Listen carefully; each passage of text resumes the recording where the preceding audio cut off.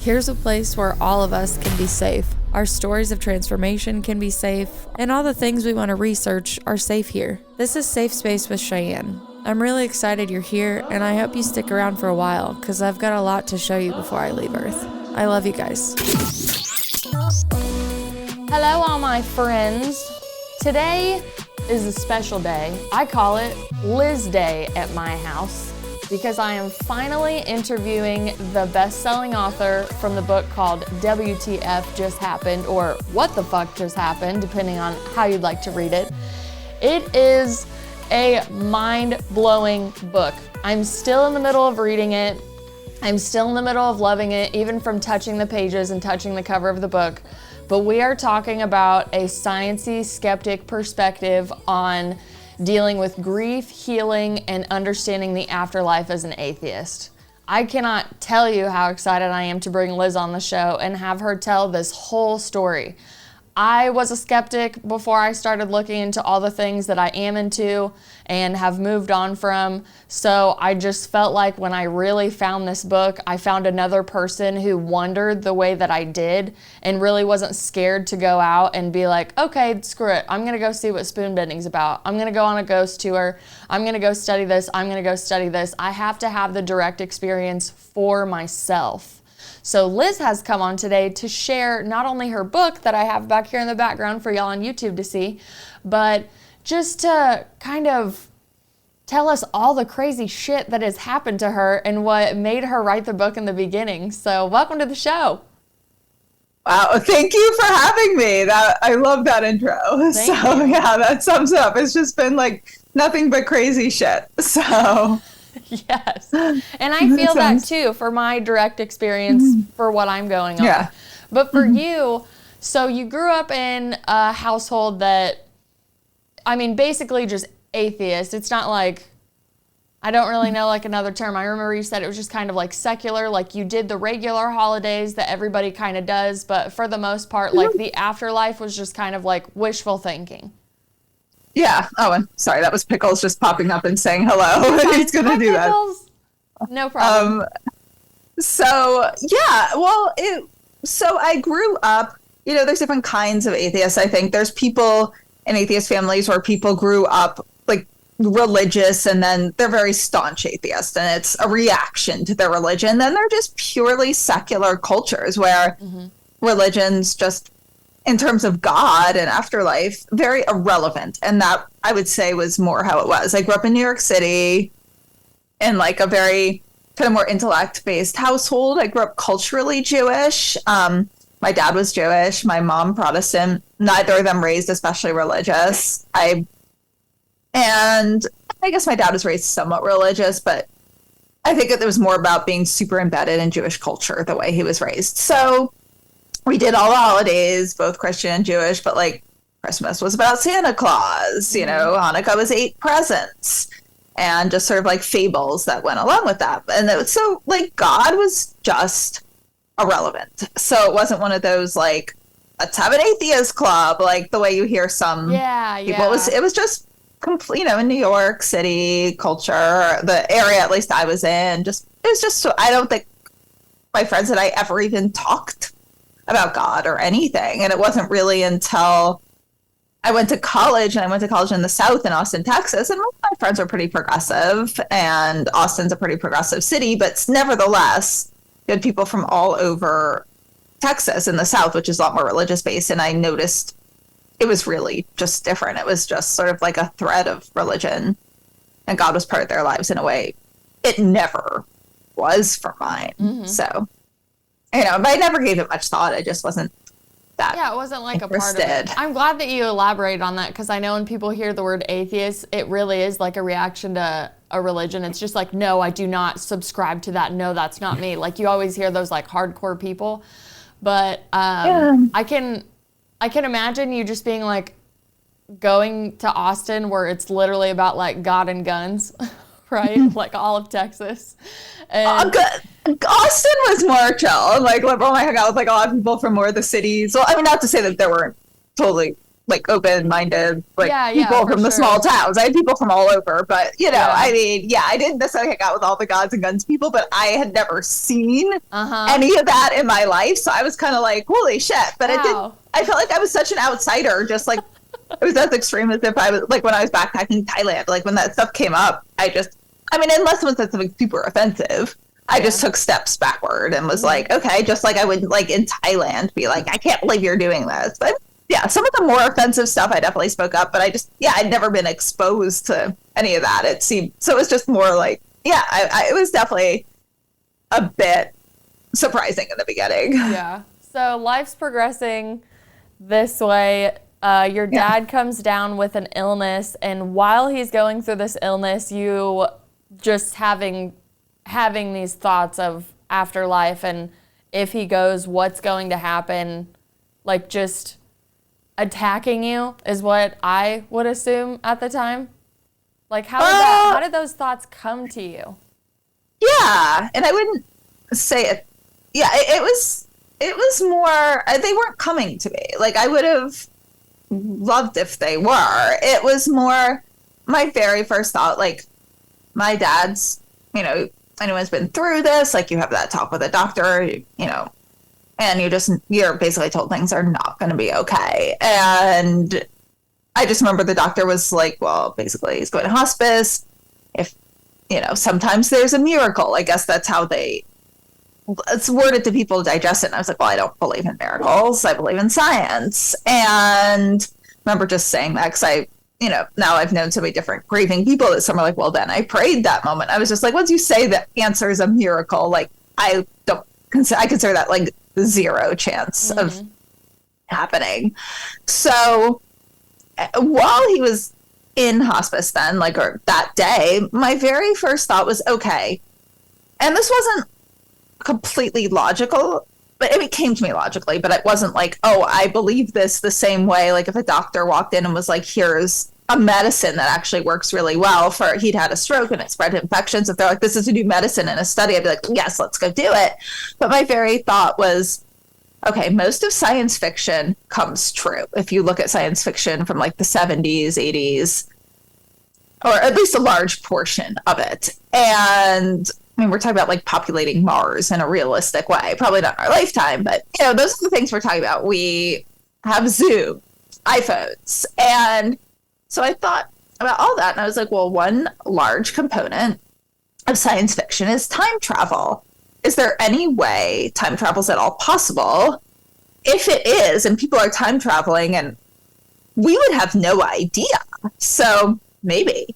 And so I Googled that, because my thought was, one day when I have children, give them the information when my dad got sick, and they'll give to their kids, like a couple thousand years down the line, maybe someone will know how to travel back in time, pull him into the future, and medicine will be a whole other thing, and people will live to like 500, who knows? So I Googled that, that's what I meant. Like I didn't accurately think I was going to be like, oh, good, now I can build a time machine. It was just one of those sort of desperate thoughts. Yeah. And I found out, in theory, time travel's completely possible. It's in theory. It's not realistic, but if we had materials to build a spaceship that traveled close to the speed of light, we could, in essence, time travel. Not as flawlessly as I just talked about. You couldn't go back and just turn back time and save someone who passed, say, in an accident, but time is a lot more malleable than we experience it. And one example I found was Einstein's twin theory or twin experiment. And that is, if you take two twins, and I have the theory right, but I'm going to have the time frame wrong, or imprecise. But if you take two twins, one travels at close to the speed of light for, let's say, 5 years of their time, and they accomplish whatever someone could accomplish in 5 years, like in a spaceship. They come back and their twin would have aged like 30 years and they aged 5 years. And I was just like, that goes against everything I understand about how the world works. And I read further. I started to read about spooky action at a distance, which means that two particles are entangled. And this is also Einstein. I mean, this is like traditional physics. So two particles are entangled, and the best way they describe it is like, let's say one is spinning one direction, the other spins the other, and they have that communication entangled. So if you change, let's say one is spinning counterclockwise and the other spins clockwise, you change the counterclockwise one to clockwise, and the other particle changes its spin. Now, if you separate them, like even on opposite ends of like light years away, they still communicate instantaneously, and the spin still changes. So I was like, there is some mechanism. Like, this does not, and there's other things, like I can go into the split particle experiment, which is another, like, all these physics experiments were just like, I love there the is quantum something entanglement one the most. When you started quantum talking about that, I was entanglement. like, bring that up now, because when I came across that, I was just like, oh, there you go. There's my rational science that I need for an energy I don't understand. Yeah, and we have no idea the mechanism they use to communicate. We have no idea how they're communicating that quickly, because they're communicating faster than the speed of light. Literally, and so I was like, download. so this was all the stuff I was reading, and I was like, what else could be true? And that's where I got into afterlife, and I can get into my first thought about that and how I even found that. But of course, continue. Okay. I love wasn't your sure if you story. had wanted Tell me the as, like- story. Continue on.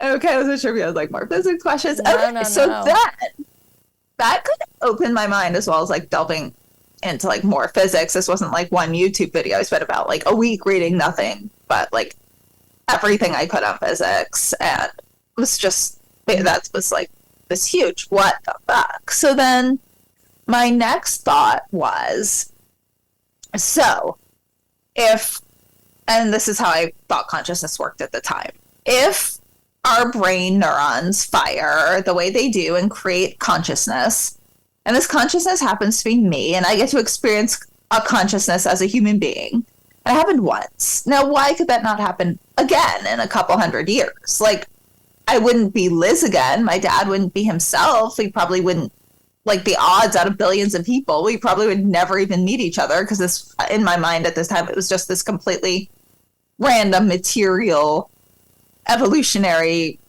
like coincidence that humans even developed. And so I was like, okay, so that happened once. I'll get to be a human being again at some point. I won't be Liz, but you know, when your only other frame of reference is complete obliteration, like your standards are pretty low. And I thought that seemed fantastic if that was possible. And it seemed more probable to me than you just have one time that you'd experience something. And then I just had a random thought. I was like, if that happens, especially now that I read about like quantum entanglement, could there ever be any way that somehow a memory could imprint into the next person? It wouldn't be like karma. It wouldn't have the spirituality of the typical reincarnation. And I did a Google search, and this was like the most life-changing Google search I ever did. Like, and that is where I found the research of Dr. Jim Tucker and his mentor, who has since passed away, Dr. Ian Stevenson. And so Jim Tucker was Dr. Tucker, was the first one I found. And he said I found it on like NPR and then Scientific American. And he's a child psychiatrist. He's a professor at the University of Virginia. And he studies cases of kids with past life memories from like a science-based psychiatric perspective. And my very first thought when I saw this, I was like, oh, like, wow, but I'm sure he just studies this out of interest. Like, there's no validity to this. So I started reading it, and he is studying cases of kids with past life memories. And Dr. Ian Stevenson was too. And they're getting facts that they go and verify, and they're completely verifiable. And not 100%, but they have like 1,000 cases, probably more at this point. And it was the most life-changing thing, because I also found out that not only is he a professor at the University of Virginia and a psychiatrist with a practice, he does research through the University of Virginia through a division called the Division of Perceptual Studies. Again, through a major, highly reputable university. And it's filled with different scientists, professors, and researchers studying all forms of survival of consciousness, studying near-death experiences. So I was like, what the fuck? Universities are studying this? And that just opened my eyes to everything. And just like I found one thing after another after another. You just fell down a rabbit hole, and it's Yes. like Alice. You're like, oh, all these things like floating around you. Exactly. What did it feel like? Like the Google search that you're talking about, basically when you found that like highly reputable people out there in universities and corporations are studying this, like, did you just like sit there and shake your head for a minute and kind of get like cognitive dissonance for a second? Exactly. It was like, I felt the feeling of like when you're waiting to get a diagnosis and you're about to hear like a life-changing diagnosis. I'm like, this is just the most life-changing thing. And if the answer is good, this will be the best thing that has ever happened. I mean, beyond getting my dream job, beyond like meeting the guy I want to. This is just, there weren't really, it was just unbelievable. But I was also, I mean, my heart was in my throat, and I read it, and I just read it, and it wasn't like, I'm going to read this one thing and, oh my God, this changes everything. This is all truth. I was also like, there's got to be a catch. So it was like ups and downs and this emotional roller coaster. And I would start to read things, and I was like, oh, but he hasn't addressed this, and then it would be addressed the next page. And I was like, this is crazy. But I was also like, questioning, is he believable? Is there a catch that the skeptics are seeing, because they're saying this is all nonsense, and they're smarter than me, and they're seeing something that I'm not able to see delving into this research. And it was like, oh, he's just one person, which is why I've now been doing this for 7 years, and I'm still like, oh my God. And I still sometimes wonder, is there a catch? Although at this point, of the multiple catches I kept imagining along the way and checking out, and found out that those were not catches, the one thing I've come up with that could explain all this, and there still wouldn't be an afterlife, is if there is some way physics works that has not even been discovered yet that explains everything I've seen, and the answer isn't an afterlife. That's the only thing I can come up with that would be not an afterlife, and that we have no idea what that is, like not even close. So I definitely agree with you that we have no idea what's going on, and if we actually knew what was going on, our human minds aren't even capable of comprehending just the extravagancy of what's actually out there. I mean, NASA alone just blows my mind with the telescope, right? They're like, hey, look what's out there. Look at all that stuff out there. We can't get there. We know something's out there, but look at all that exists. And I mean, even back into like being a kid in the 90s, like you didn't think about stuff like this. I mean, I grew up in, we had religion in our home. We talked about God. We had all that stuff. I mean, we still have it. I don't know why I'm past tensing it. I'm trying to put your minds back in the 90s. But even when you think about like what's out there and what happens when people pass on, they always have, they turn into your guardian angel. They'll always be with you, all this stuff. And there's parts of that I personally do believe. Like I do believe your loved ones will always be able to reach out to you in some way. But are you capable of receiving their transmission because they're on a different frequency? I still wonder. I could go into my personal experiences of why I have the beliefs I have, but speaking from like my skeptic perspective, I love trying to blend almost the science and the spirit of it, because I don't want to take the, magnificence out of what our souls are. I love that you were saying, I'll never be Liz again, but, I could be born again in another lifetime.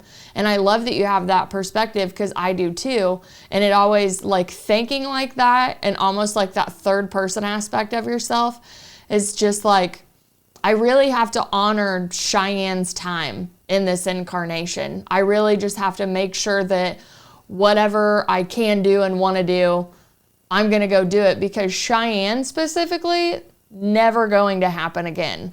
But I'm a huge believer in higher self and oversoul and all of us being pieces of the one same big collective source. And if there's one thing that we were taught was God's love and Jesus's love, and just any of those other enlightened beings, they all talked about the same highest frequency of love, that like love operates everything. And then when you start looking around the world, no matter what anybody's missing or doing or wanting, all of us have this like innate string that ties us all together, and it's this loneliness that we all have. We're all craving something. We're all looking for something to fill this piece that's missing. And it always made me wonder if it was the love of where we all originally came from. If our souls do in fact reincarnate over and over and over, how long have you actually been away from home?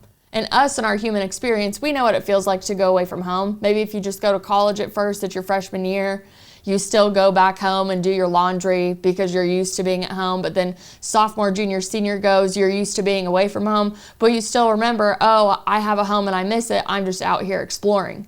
So when I think in the realm of reincarnation and how many lives we all individually could potentially have, not even getting into extraterrestrial talk, okay? We will not go Dolores Cannon on this episode because it will take forever. We'll just stick with humans.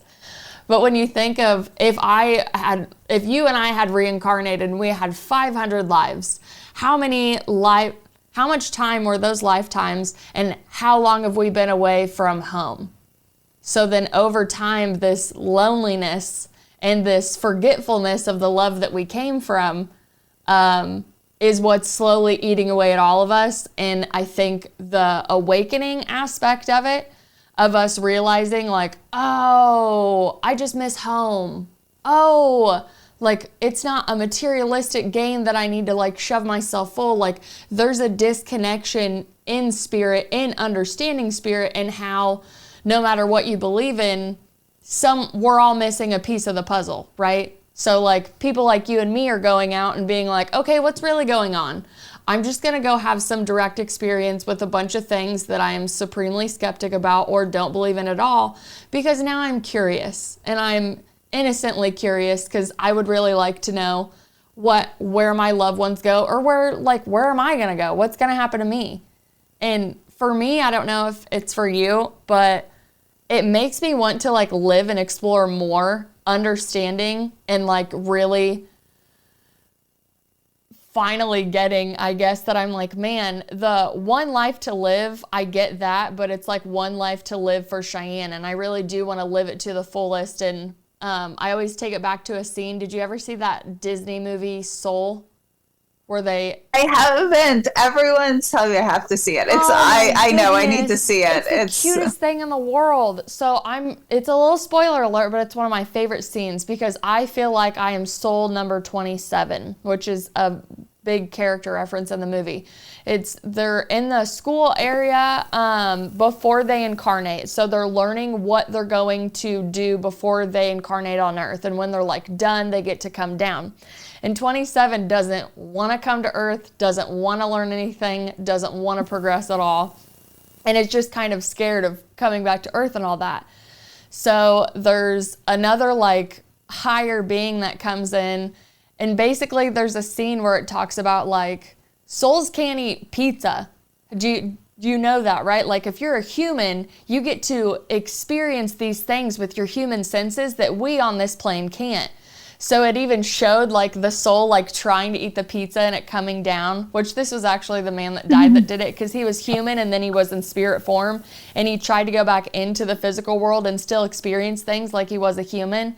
So through being a soul, he realized what he had missed out on being a human, because he took all of his senses and everything he could do as a human for granted. Seriously, one of the cutest movies ever, but I think about that all the time when I eat all my favorite foods. I'm like, this is for you, Cheyenne, because when you die, you can't eat pizza in the afterlife.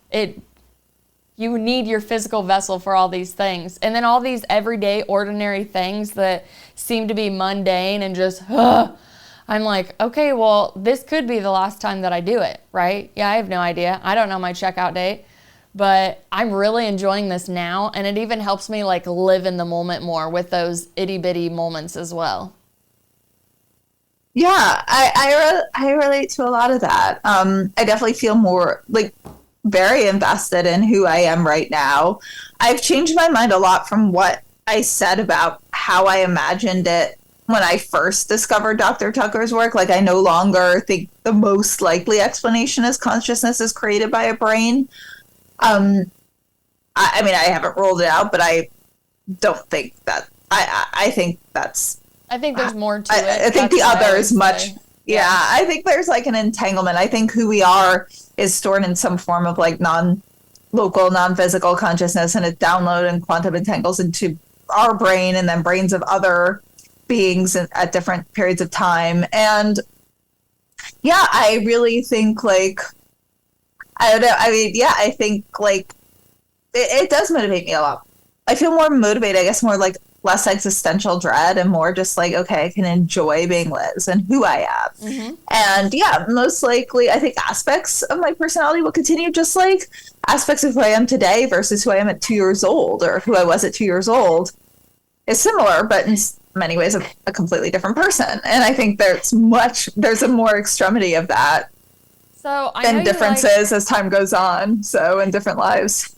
I'm right there with you with all of this. I agree. But have you looked into like DNA research and cellular research of memory storage and looked at the stories of like heart transplant people who got a heart transplant and now they have the memories of the people's heart or like eyes, other parts of the body? There was a lady, I can't remember what she got a transplant of, but immediately after, maybe it was a kidney, immediately after she started just doing full-on construction of her whole house, like she had just always been a construction worker. She just loved to do it, and then like eventually went and met the family and found out like all the same way that she works on the house, everything she's interested in was what he was interested in.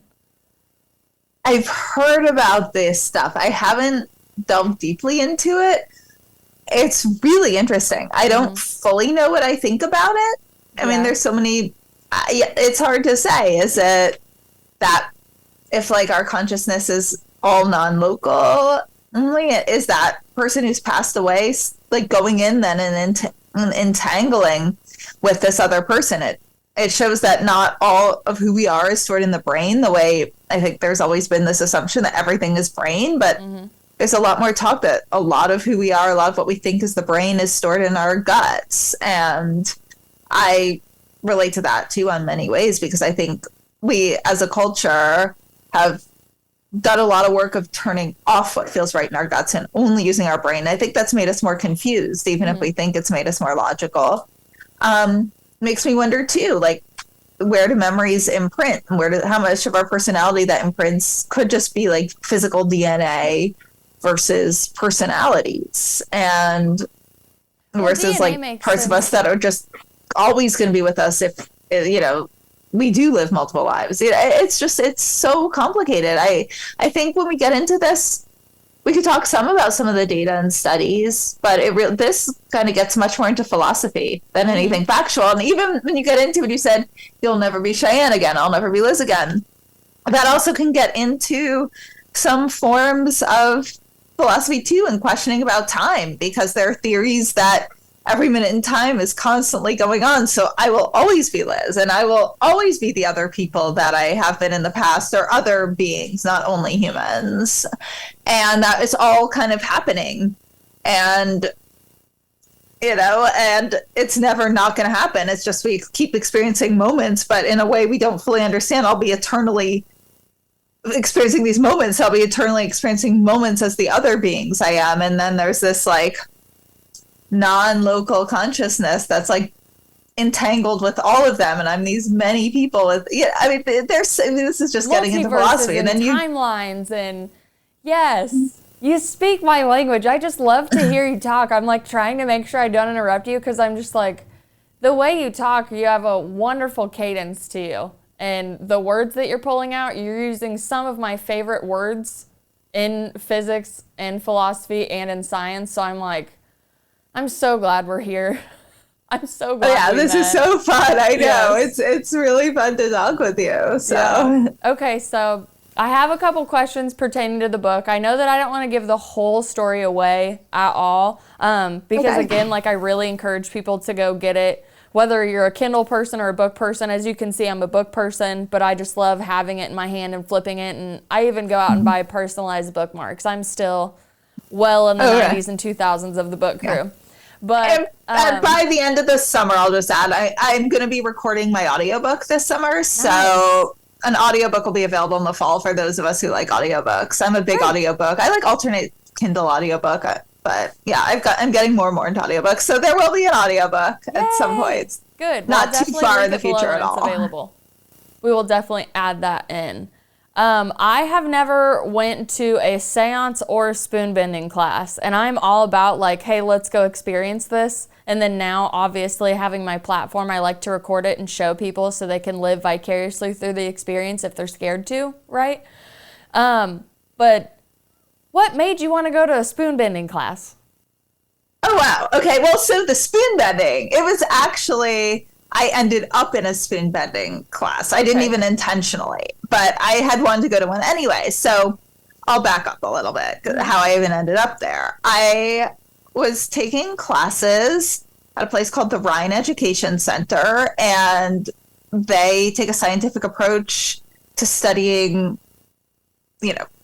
afterlife, psi abilities, psychic abilities. It really falls under the umbrella of, it's either called cyclical research or parapsychology, which is, a logical approach to studying this inexplicable. And they've been around since the early 1900s. They used to be part of Duke University, and they've since branched off on their own. So my teacher there, Lloyd Arbach, had mentioned spoon bending, and I was like, I had just assumed spoon bending was a bullshit magic trick. So I was like, holy shit, I got to try this at some point, because if you could actually bend a spoon, that everything, I mean, that would just be, I guess the flash in my head is I would believe this if you could actually bend a spoon. And I'll just say no. Like, the bar to this day still, I'm like, well, if this happened, then I'd believe it. Then it happens, and I'm like, okay, well, that adds to a little bit of the evidence, but still, like, so.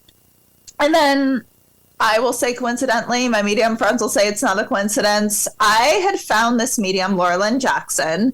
She's become a friend of mine at this point, and not to give away, like, yeah, obviously if I wrote the book, I've come to believe them, but at first I was like, oh, she's up to something, I've got to figure this out.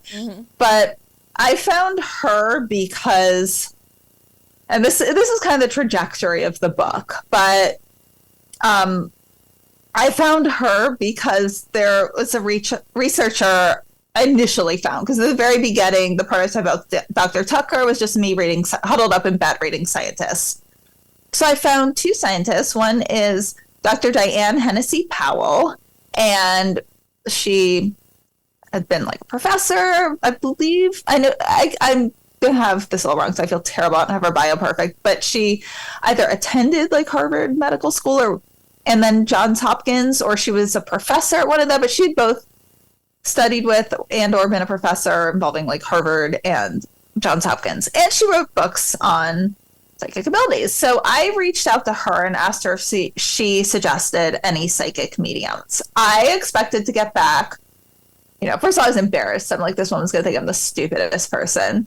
And instead I got back, or I expected to get back, like, it's really interesting. There's been a little bit of research, but nothing that's been conclusive. Instead, she's like, you need to try this woman, Laura Lynn Jackson. So then I was like, okay, this like really reputable scientist who also is open to this stuff. So she's not as traditional as many of the scientists, says there's something to this. So then that was kind of the same feeling I had when Dr. Jim Tucker was getting such positive results on cases of kids with past life memories. And so I was like, okay, there's something going on. And then at the same time, I found this other woman, Dr. Julie Beischel, and also Mark Bacuzzi, who's her husband. And Dr. Beischel is a pharmacologist, very like methodical, very science-minded, and she had started the Windbridge Institute, which still exists, and they do scientific research on psychic mediums, and they certify them under really tight controls. They have up to quintuple blinded studies,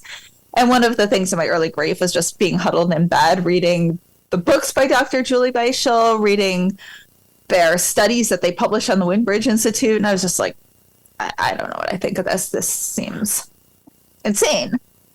But I was like, okay, if I actually got a reading with a medium.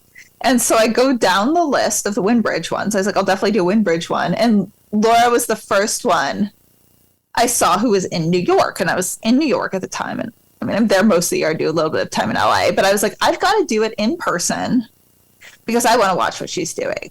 I'm not going to do these phone readings because they're probably sitting there Googling. And so I reached out to her. I like hid my identity and got her wait list. And she has an incredibly long wait list.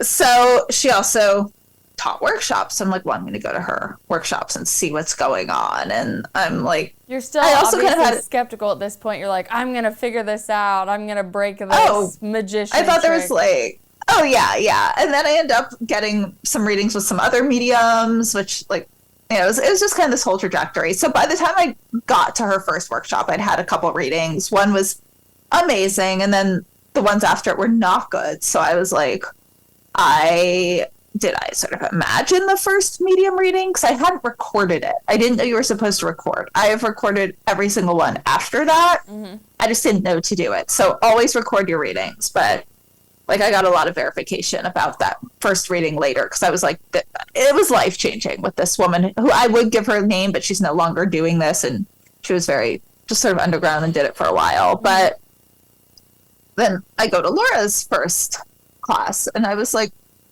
some weird shit happened. And I was like, and she seemed really trustworthy and really likable. And I was asking her every annoying question. I was like, do you know people in the CIA, basically?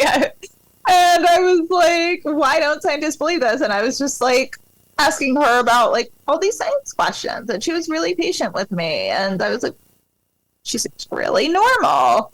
And then I went back to her next workshop and where she was doing group readings. And that's where we happened to be doing spoon bending. And coincidentally, I was going to her class right the day after Lloyd Arbach's class at the Rhine, where he mentioned spoon bending. And then night before going to her class, I was like, oh, I've got to find a spoon bending workshop because I want to test if Lloyd Arbach's right. So I go to Laura's and I end up bending a spoon in the second class of hers that I went to. So I was just like, that's that shit.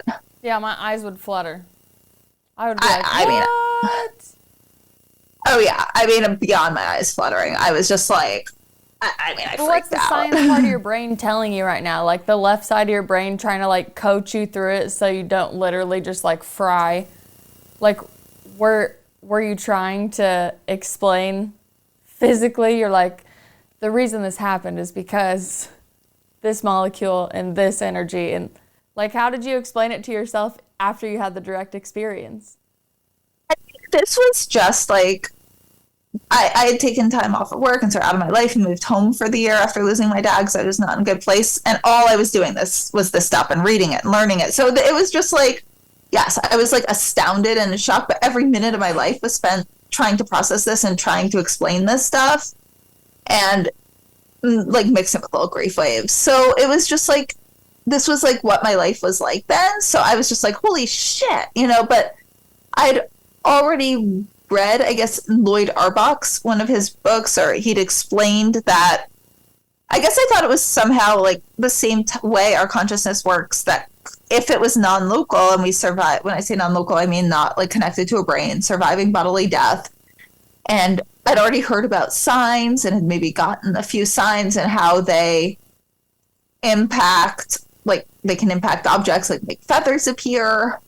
And so I thought this was an example that added to the evidence that maybe somehow this like whatever, like non-physical consciousness is engaging with these spoons. I mean, and I did it carefully. Like I was trying really hard to use my strength before, to test it before we went into the part we were trying to bend it with our energy. And then, I mean, it was really like experiential because it got really, really hot. My hands got super hot and it just like took no strength to bend over. Like, could I have bent it with strength? Maybe. Like, but although Laura said sometimes when people do, like the spoon just snaps in half. And this just got like super soft and became really pliable.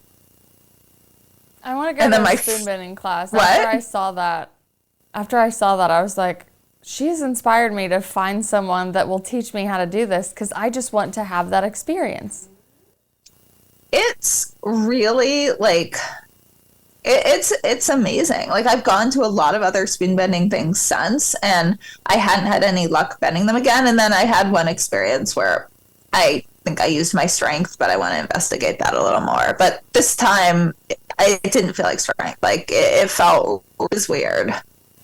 So when you were going and doing like the ghost hunting tours, you were still pretty skeptical then and looking for like EVP evidence, or like what was important to you to find out in the ghost hunting to now push the bar up again? So I didn't actually go on tours. I took classes about them. Okay, great. And I met with ghost hunters. So Lloyd Arbach taught classes on ghost hunting because he's a parapsychologist. He's also a stage magician, so he knows like what to look for. And then I met with another like ghost hunter, although probably like I would say more parapsychologist, because like a lot of the ghost hunting can have sensationalism surrounding it. And the other one is called Dan Sturges, and Lloyd Arbach gave me his name, and he's very, so they take a very like logical, investigative, non-sensationalized approach. And so I met with Dan Sturges as well, and I just learned about their experiences because it was just incredibly interesting to hear. And I've been to a seance, but I haven't been on a physical ghost hunt, though I really want to go. I just want to go with the right people. Like Dan Sturges, I know, goes sometimes, and he'll take a medium. He'll take some of the mediums I'm friends with. So I'm like, hopefully I can go with him at some point. I need to know about the seance. I've only watched them on like Discovery. You don't have to go through like, don't give the chapter away, so to speak, but from being as skeptical as you were, like, isn't that terrifying to go into? Like, were you scared? It's an anticipatory way, but what scared? Like, what bad thing could happen? That's the thing. Like, to me, I'm always like, there's a type of like tingly anticipation, and I don't like mind giving away a little bit about the seance, but like, honestly, I'll just say it so no one gets their hopes up. It turned out to be like complete and utter bullshit. Although there are seances I've heard where possibly they sound like they're genuine. This one turned out to be a complete fraud, and there's ones I've heard otherwise about. So I am really hoping to get into one of the otherwise ones, and mainly the one who's supposed to be just amazing, who's been highly investigated, is this man Stuart Alexander in England, and I'm just like, I've only heard good things about him. The one I went to, and I don't name and shame, he was a complete fraud. But no, I wasn't scared. It was like tingly, excited. Like, yeah, but people seem to think if you don't believe in this stuff that much that there's fear. And to me, it's more like excited fascination, like the way I'd feel if I got to go into outer space and got to explore other planets and just had shocks like while exploring them, like discovering other life, but life that was friendly. It's just like, to me, what was really genuinely bone-chillingly terrifying was the idea of just having consciousness completely obliterated one day. Like, death was terrifying to me. This stuff is like it just feels good to me. I mean, it's fascinating. I get chills. There's a lot of physiological reactions, but I'm not scared the way people are like, ooh, ghosts scary. I'm like, oh my God, let me see like ghosts. This is just amazing. Yeah. So that's more my take on all of that. Have you ever looked into studying clairsenses? Yeah, that's like basically psychic medium abilities. You mean like clairsentience? There's like the clairs the mediums talk about. I call it the 5 spiritual senses, and I can't list all of them off because I usually have a piece of paper, but there's clairaudience where they talk to you in your ear. There's the psychic medium with the third eye, you get visions. There's a nose one where you can like smell diseases and death. And I can't remember the other one. I feel like it's like clair cognizant, like tasting, like knowing, feeling, yeah, physically. There's like a knowing one too where you always just get like downloaded information. But again, from your sciencey-skeptic viewpoint, if you came across someone that was like, oh, I'm clairaudient, I'm clairsentient, I'm claircognizant, what way would you go in and research those as a skeptic at first? Like, would you want to go through like the Monroe Institute and all the experts that you go through, or how do you even feel about them now?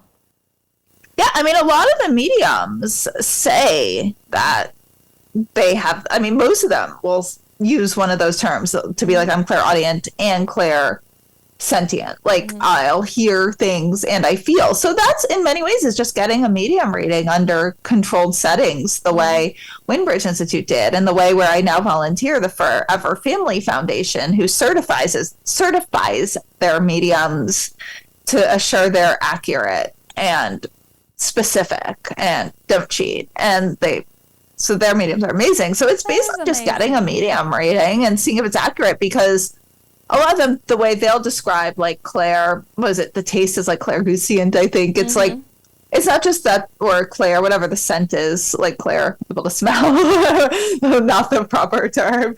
But from what I've heard, the ones who've talked about it, they won't say they can smell death. Although I have heard people say that, and especially just like having read about mediums who could just smell that, but they'll say they're able to smell or taste like your like grandmother's pie, and they'll describe it to you. So it's how they seem to get information from someone who's passed away. And I just have theories about how this works, and this was also explained some to me by some mediums, is that so this non-physical consciousness that we are when we pass away is I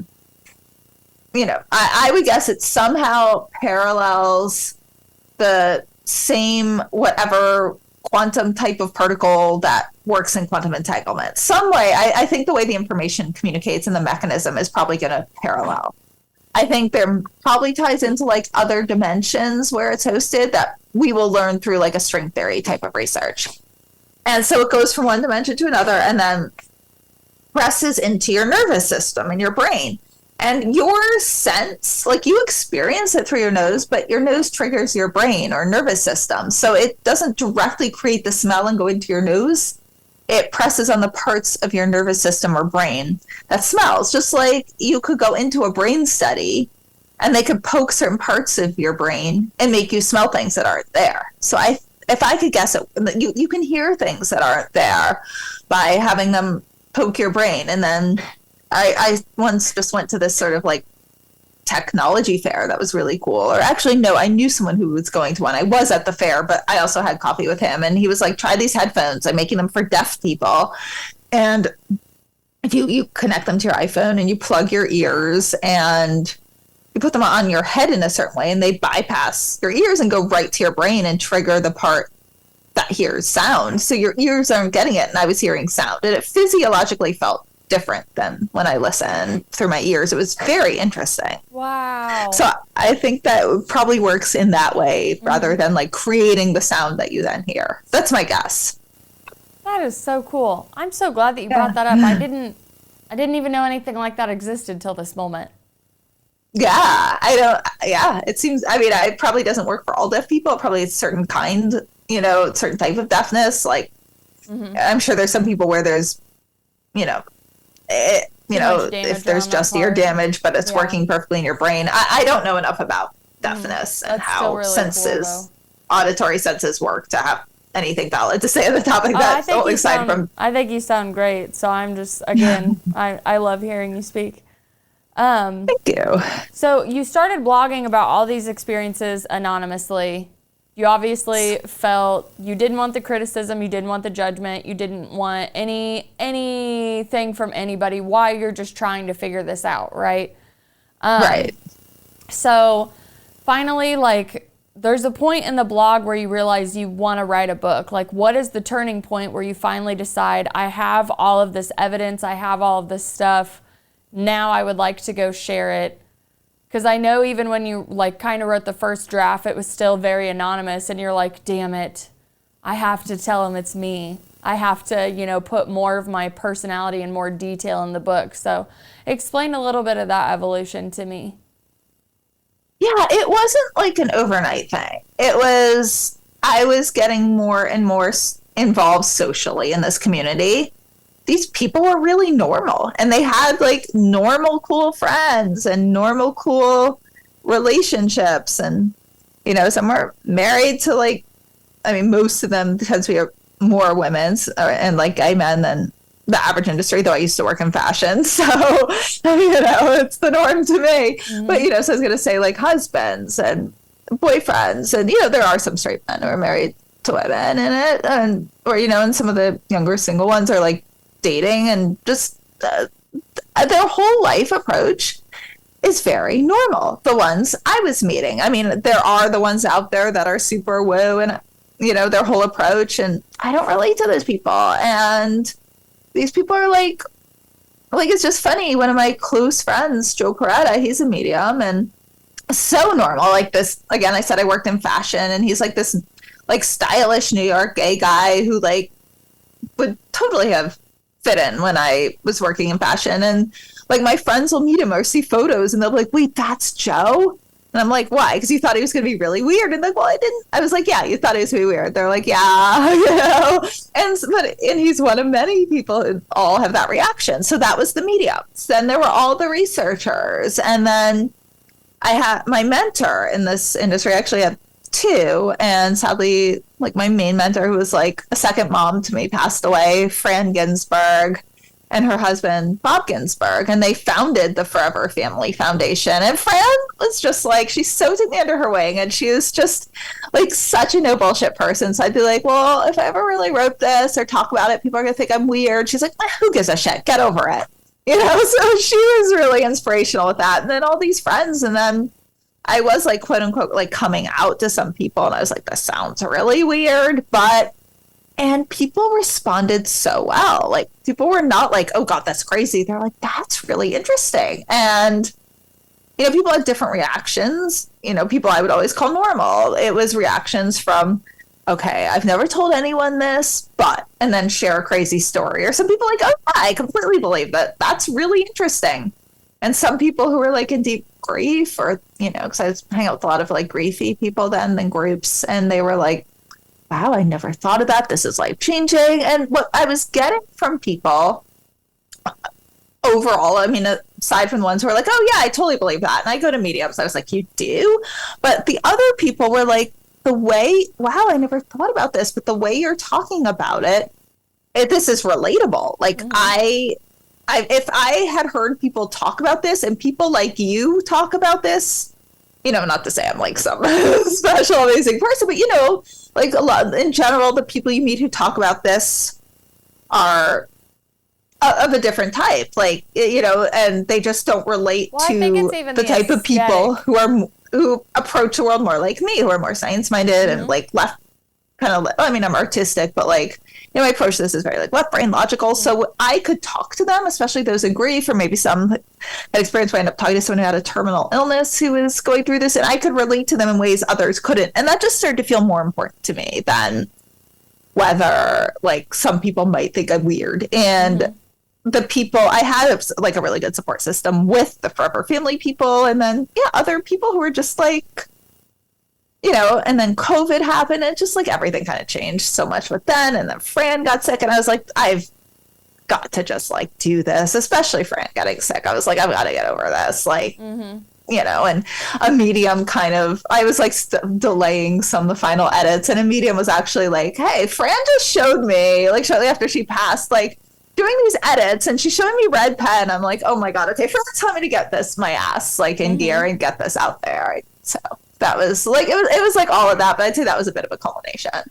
We have a lot of parallels in our story. I had a mentor that passed away right before COVID was like super mainstream, and she was one of the, like, she's the basis besides like the spiritual awakening talk that I go through. She was the reason that I felt it was very important to start the show. She was a yoga instructor that I had, and I'd wake up every morning and go be with her, and we did restorative yoga. Everybody in the class was either in their 50s, 60s, or the beginning of their 70s. So when I walked in, she was like, honey, I think you want like hot yoga or vinyasa or something. She's like, I don't think this is, this is a really slow class, is what she was saying. And I said, I just had a surgery and I have to rebuild all of my upper body strength. So this is exactly where I need to be. But thank you for thinking that apparently I only enjoy vinyasa and hot yoga, because I'm really not a fan of either of those anymore. And she's like, okay. So then like the first class, she came up to me and she was like, how was it? And like, she was nervous that like I wasn't going to grasp onto her teaching style and all of that. And I immediately fell in love with her. So like I woke up every day, even when I didn't want to, and I kept going to her classes. And we developed a wonderful friendship. She ended up coming to class one day and telling me, I've done it, I've retired. My husband and I have just bought our dream home. We're moving 3 hours away. As soon as I get the house established, I'll have you out. We'll celebrate, yada, yada, yada, yada, yada. And I honestly think that before COVID really hit, like when it hit, but nobody knew it hit, I think she had caught something like that, because the way that she went down in the ER was like that. The crazy thing about that is I've heard of like enlightenment experiences through yoga practices. That's like the main thing. Like yoga means to yoke with the divine, your physical body doing the work for your soul. So I looked at that kind of happening to me in the beginning when I was experiencing these phenomenon, is what I like to call it. And I was sitting down meditating one day, getting ready to do yoga, because after she left the studio, I went ahead and took a break. I had also found out I was pregnant at that time. So Congrats. Thank you so much. Not anymore. She's 3, so we're really moving right along. But I was only doing Kundalini yoga, and you can't do Kundalini yoga like with breath restrictions through your pregnancy. At least I didn't. I'm sure people can, but I'm not going to restrict my baby's breath in my stomach. So I ended up coming back home, going back into a softer yoga practice, and really focusing on my meditation, because I was grieving losing Sally, like my main really like light in my life at that time, and that person that I could go to for honestly really grounded spiritual advice. And we talked about nutrition and yoga and keeping your mind healthy and just affirmations, all of these very tangible, helpful, positive ways for me to keep myself afloat through this. And I had lost her just immediately. But the day she went to the hospital and I was meditating, I was sitting there and she started floating above my head in meditation, and there was a big red button and she was pushing the red button. And then my phone popped up in my head and it was like, Sally, Sally, Sally. So I tried to come out of the meditation, like my left brain ego, my I, so to speak, and the intuition was telling me to call Sally. Call her, call her, call her. Like the red button meant emergency. It's an emergency. Something's about to happen. You need to call her. And I decided to wait it out because she had just moved into her house. She told me she was going to call me. Oh, I'll just text her in a minute, send her some love, let her know I'm thinking of her. And I didn't call her that day. She went into the ER and never came out the next day. The next day, I text her, hey, the craziest thing happened to me yesterday. I was meditating and you popped in my head and this happened and this happened. I just wanted you to know I'm so excited to come visit you. I can't wait to see you again. And I'm thinking of you and I love you. And I didn't hear anything back for about a day. Then I went to a class. I had decided to go back to the studio because I had missed the people I was with, and a lady that I had done yoga with came up to me and she's like, hey, have you talked to Sally lately?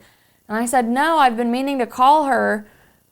Like I told her the same story. I was like, the craziest thing happened. She popped up in my meditation the other day and she was like telling me to call her and I didn't. And she's like, honey, she's in the hospital on life support. They don't think she's going to make it. Oh my God. And I go, oh my God. You heard that suddenly. Oh my God. Yeah. I'm so and I sorry. was like, what? And they're like, yeah, this happened, this happened, this happened. So then right after the yoga class, because I just bawled through the class. I still stayed for it, but I was like, you gotta be fucking kidding me, right? So then I go home and there's a text message on my phone from Sally, and it's her husband who has her phone. And he was like, I just wanted you to know I really appreciate you reaching out to us. This is what's going on with Sally. She's told me so much about you. I'm so sorry for you. And we ended up losing her. My God. I'm so sorry. Yeah. So before that had happened, I had experienced what I consider to be a Kundalini awakening as far as like the energy surging up your spine. I won't really get into chakra talk, but as far as like the energy going up and exploding, I had a Greg Braden. Do you know who he is? Have you ever? No, I don't know who that is. Gregg, and I can't think of his very fancy titles, but he has a bunch of specials on YouTube, a whole channel. He's on Gaia. I love him. He talks about heart-brain coherence and breath work and how to do it, but he goes all over the place. So enjoy your rabbit hole with him, because if I ever met him, I would shake his hand and be like, thank you for all the research you've done, because it's very frontier-like for people like me. But he gave me the terminology Akashic remembering, which is the kind of remembering who you are. So I used to say spiritual awakening, and I still do as a coined term for people that are having like a different consciousness expansion, perception change, whatever you'd like to call it, to keep it grounded. And I had these heart chakra expansion moments that were opening and closing, and I was having these things coming back to me that I was like, I felt this before. I remember this. Like, I used to study this stuff when this happened to me the first time when I was 20. And I had a Kundalini awakening when I was 20. But like you, I had no clue what was going on in my body. I could just feel all of this energy surging in me. Like, really, it was like third eye type stuff is the best way I could say it, or pineal gland for my science people. And I was on Google, which was probably Ask Jeeves when I was 20. And I was like, white, golden light shooting up my spine, like all this crazy stuff. And that's when I found Kundalini research and like Upanishads, even though I didn't understand them, like the most ancient yogic texts you could find talking about energy in our body. And then I was researching Chinese meridian lines and acupuncture and acupressure and chakra systems and emotional codes and all of this stuff. I really didn't understand it that much at the time. So I wrote it all down in notebooks and I kept it. So then fast forward about 10, almost 11 years later, the same thing happened to me. I had a heart expansion thing happen in yoga class. I came home, all these crazy things were happening. My mother-in-law sent me to a psychic medium who had talked about these abilities that I knew that I had, but I don't share with anybody. And I was like, well, I know you're legit if you're pulling shit about me out of the ether, so I'm going to come and see you. So I went and saw this woman. She's one of my great friends to this day, and she pulled stuff out of the ether that nobody knows. I had never talked to anybody about. It made absolutely no sense to me how she could do it. And I love to like dabble in it, you know, like I love hocus pocus on Halloween. When I went to like tourist attractions, I always wanted to like see palm readers and psychic mediums or just anything that like was taboo. I just totally wanted to go experience it. But as far as me believing that, like, I never really questioned, like, is this a belief or is this an interest or just something to, like, entertain myself, right?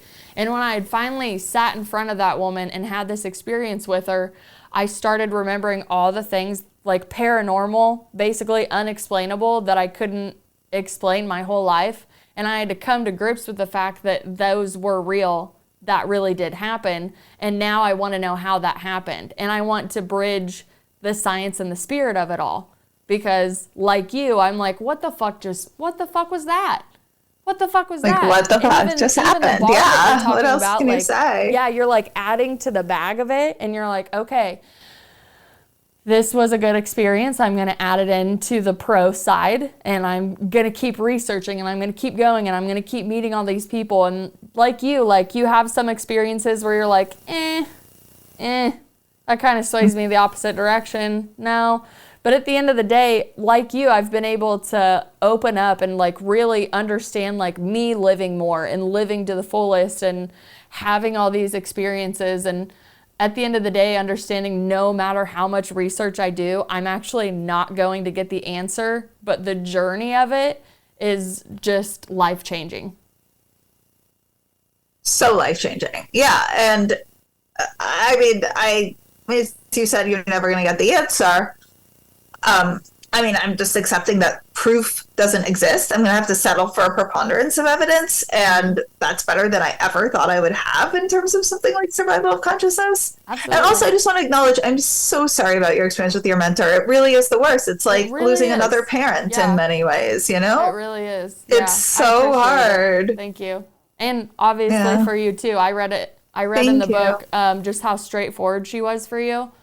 And Sally would have done the same thing for me. She would have been like, just get over it. And she was like older too. Yeah. Like she was at the age where she was like, I don't give a shit what anybody thinks. But when I was your age, I did. And I'm here to tell you, don't do it.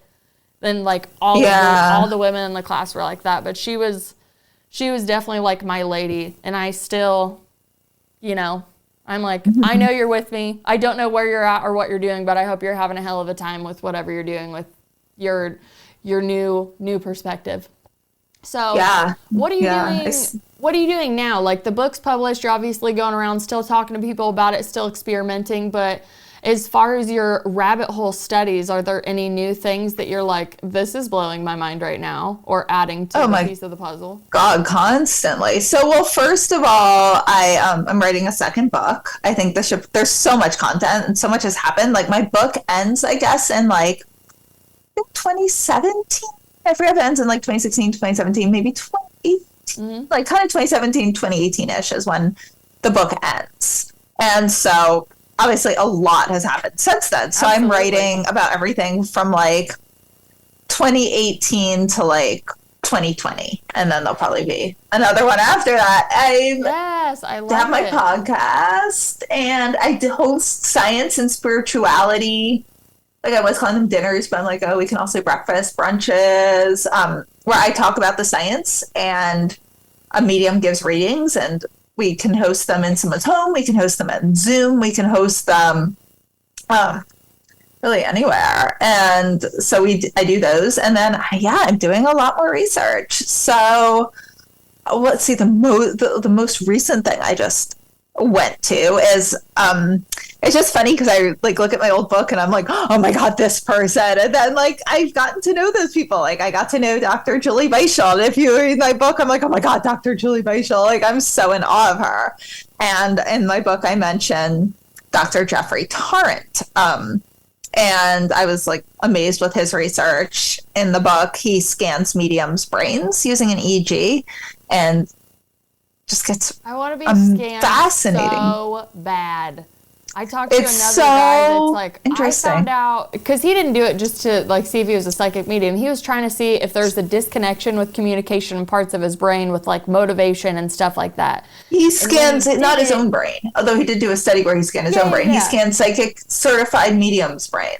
But still, I'm talking about like me being the guy that I talked to first when I heard about the one you talked to. He found out that there were two parts of his brain that weren't connecting when he went to go do an EEG. Oh my God. So then after that, he was able to rebuild his pathways after he figured out what wasn't connecting. And he rebuilt his pathways with meditation, mindfulness, neuroplasticity research, and like lion's mane mushrooms and a bunch of other holistic alternatives. Like he just completely revolutionized his life. He has his own podcast. I think it's called Mind Shift. Oh my God, what's his name? I've never heard of him. He sounds fascinating. Why can't I think of his name right now? Cody Ramala. That's who it is. He's also going to be a guest on, he's already recorded. I have to release it, but it's Cody Ramala and Mind Shift. And he's another one out there that does like an exploratory podcast from anything from neuroscience to psychedelics to holistic health. And he'll tell you the story of who he was before he like basically transformed himself, and is still like sharing the journey of self-exploration and going through all this. And it's definitely like, I would say like more science. I love the weird shit. I love going in the woo as deep as I can and then bringing it back up and trying to make it relatable and tangible for people that are like strictly left brain, which is like my whole side of the family. So when I walk into like Christmas and stuff, they're like, what's she gonna talk about now? Because I went ahead and just like, I was talking about like frequencies and vibration and Nikola Tesla, and then I threw Reiki in there just to see what they would do, and then I threw in meridian lines from like acupressure, acupuncture, and all that. And like by the end of it, like you just kind of get mixed reviews from their family. They're just like, and some of them like think I need Jesus at the end of the day, but I'm like, I love you guys. But I still struggle with the same stuff that you did, where it was like, okay, well, I want to go this way and I want to experience this stuff, but I don't want to be judged for what I'm trying to go out and doing. And then one day you're just kind of like, fuck it. This is my life. This is what I want to experience. And I'm really big on observing, not attaching. And I think that is what helps you if you're going to go in and research anything under the sun. You don't have to believe it if you're just going to go look at it. You know, that's the best part about it for me. And again, I've noticed that people try to label me and my belief system more than I've ever went out to try to express like my beliefs and all of that. But a lot of my direct experiences, just like you, are the reason that I believe that certain things exist now versus being a skeptic when I did. And I was thinking it was more like Hollywood-esque. And yeah, there are certain people with certain gifts. Now I can't really subscribe to that based on what's happened to me. Because, shortcut before we play some music, when I had my spiritual awakening, all 5 clairsenses ignited on me, and I was reading like people. I could give readings. I still give readings, but it's very select now because I'm back into studying the energy. But I was seeing dead people. I was seeing auras. I had past loved ones come and talk to me, and I had a couple other creepy experiences I can't even bring up right now because the stories are too long. But I was directly experiencing this, and I was going to like another spiritual mentor and being like, what the fuck is this? I've read about this in books. I've seen this in like yogic texts, but I'm a normal person, right? Like I'm a little girl from a small town in Illinois. That can't happen to me. And then like the last 4 years of my life, I'm just like, I don't know if anything that I was taught or anything was real. Now I have to go and explore for my own and decide this works for me, this doesn't work for me. And like you, it's put me in a couple fun classrooms and a couple weird classrooms and a couple weird retreats, and you know, the list goes on. And I cannot wait for you to write another. One, I can't wait to finish this. Like, I'm still on it. I'm guilty. What part are you up to? What part? I'm honestly like slow on the uptake. Just so I don't have to be like, I'm on like chapter 10. I'm on like chapter 3 because I read 5 books at a time because I just can't quit. But the way that you write, and I have to say this for anybody listening that's like, should I get this book? The way that she writes is the way that she speaks. So it's fluent, it's comedic, it's relatable. As I told you before we started recording, I was laughing on one page and I was crying on the other. And I was like, how did this woman make me feel this way so fast just by her personal story? Which is why I think platforms that we both have are very important, because I'm not an expert in any field besides just being Cheyenne and having my own human experience. I don't have a fancy title. I don't have any of this stuff, but I have experiences that have a massive amount of life lessons in them that I've learned, and I would love to share with humanity before I actually go out into the ether. And just like you're like, this happened, I want to talk to people about it, and I want to be able to relate to people about this. You can help them with grief, you can help them just explore consciousness as a whole. And again, besides the book, like that's why I'm so glad you came on the show. But you writing a second book and knowing that you're going to keep giving us more, because I didn't know that the book ended at 2018, so that's great. Now the next book comes out, we're going to get caught up on all of that. And I just love that I get to really keep up with all the things that you're doing, because again, we do have a lot of parallels in our wonder and like what's going on. And I love the left brain side of you and how you talk and how you bring physics into it. I could sit and listen to somebody talk to me like that all day. So trust me, when I make it to New York, I'm calling you and I'm coming to all of the things that you do and are planned, because they are literally, I'm washed over with just like, yes, my tribe. I have to come meet these people. Oh my God, are you coming to New York? I want to hang out. Well, I'm always planning on going everywhere any of the guests are. My goal is to get a production team and be able to travel with them and go and meet all the people that I've interviewed audio in person and have them, like, everybody gets their own episode, you know? Because I love that. Elevate everybody. You know how, like, when you're broke and all of your friends start a business and you want to buy all their shit and support them? Like, that's kind of how I feel sometimes. I'm like, I want to support all of these amazing people doing this wonderful work. And yeah, I can go and I can buy one of your books. And you sent it to me. I was going to buy it, but you sent it to me. So much appreciato for that. Or I love promoting people and I love telling people how much I love people's work. So why don't I just add this into the storytelling aspect? And I want to be a safe space and I want to be a reliable voice where you can trust that I'm like, hey, if you buy Liz's book, it's totally going to flip your perspective in a very nice, humbling, balanced way. I'm not looking to give you cognitive dissonance and tell your church to fuck off. That's not what I'm here for. But I am here to just give an alternative perspective and go, look what I found. Isn't this crazy? This is out there. I had no idea. Did you? And just kind of move on with the day. So I obviously go in golden retriever mode when I meet people like me. And yeah, I'm coming to New York. No, I don't have a date, but we'll keep in touch. And when I'm there with bells on. So excited. Perfect. We'll hang out. I love it. I can't wait to meet you. Yeah, I want to do the breakfast, the lunch, I want to hear everybody's everything. And I mean, most importantly, back to Sally. So Sally had really great meditations and I was begging her to let me record them and make like audio files for all of us or put online or something. Truly just such a beautiful, soothing voice. And I didn't get her talked into it in time before she passed on. So when I think of like us recording this now, if anything were to happen to you or me, we're technically immortalized by the internet and by what we wanted to leave for people, right?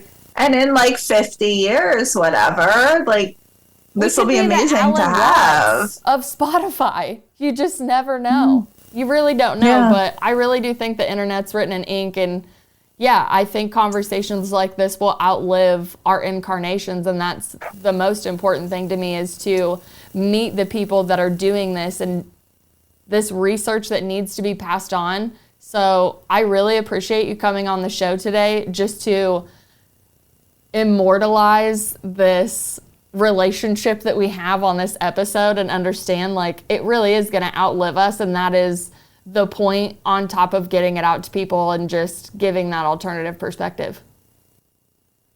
Thank you. Yeah, I had so much fun. I feel like it was like a natural conversation. I feel like you and I could just talk and talk for hours. Yeah, that's why I forgot I was on a podcast. When I'm going. Yes. What was that? Sorry, I missed that. I said I almost forgot I was on a podcast minus like the microphone in my face. So, it just felt like a good conversation with an interesting person, you know. I love it. Well, you're a very interesting person. I can't wait. Thank you. If you want to come back on and let us know about the second book and keep coming, you always have a home here at the Safe Space. I'll be happy to host any of your stories.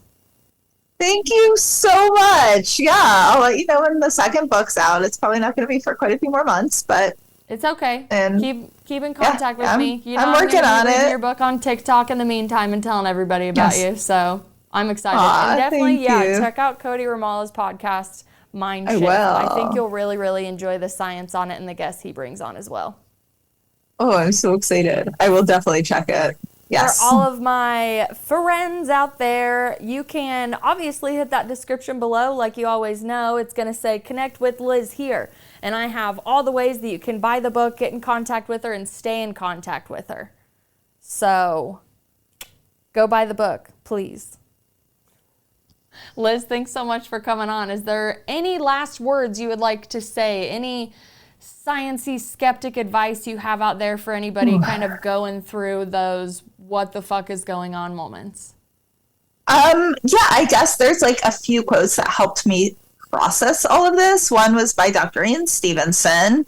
I'm not saying it's true. I'm just saying it happened. And that really allowed me to process it. Dr. Julie Beischel, I'm going to misquote, but in general, she said, like, let's just put aside all our assumptions and just see what happens and take this in. And that's what I did with myself. I would be like, okay, I'm not even going to assess, judge, have opinions for this period of time. Not like the whole time, but like if I'm going into a medium reading, if I'm reading about something, just see exactly what's in that moment. And then as soon as you step outside, like, then start assessing. And that really allowed me to process a lot. It didn't, I go to the medium reading, still be careful and just say yes, no, not give my information, do all my like protocols like fake name, but then be like, wait to assess it till you get the recording. And once I let myself sort of have that space of keeping each thing experiential for what it is and assessing afterwards, that was a really profoundly changing, because I would bring my biases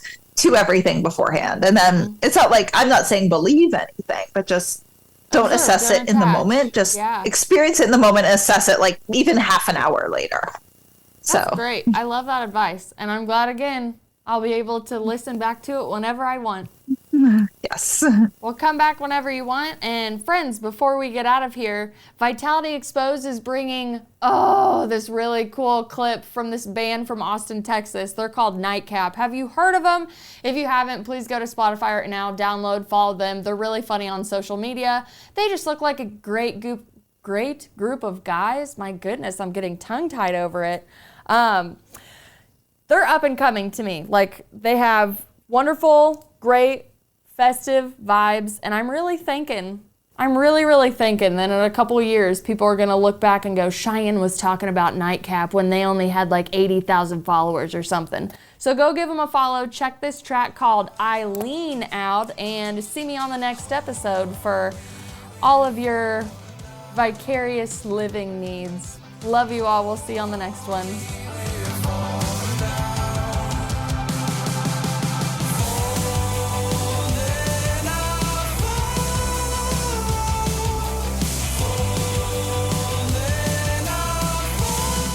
This is the Hoosier Media Network, your home for podcasting.